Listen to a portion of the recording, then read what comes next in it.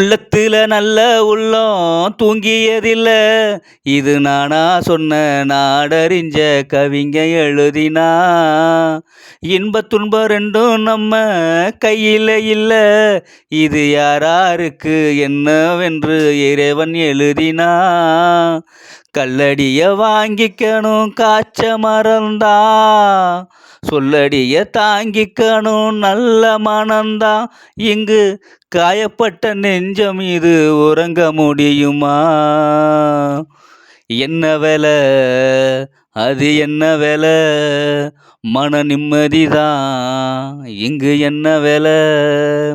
எந்த கடை அது எந்த கடை? அதை விற்கிறது இங்கு எந்த கடை?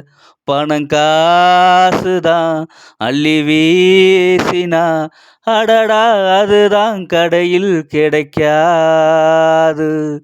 என்ன வேலை அது என்ன வேலை?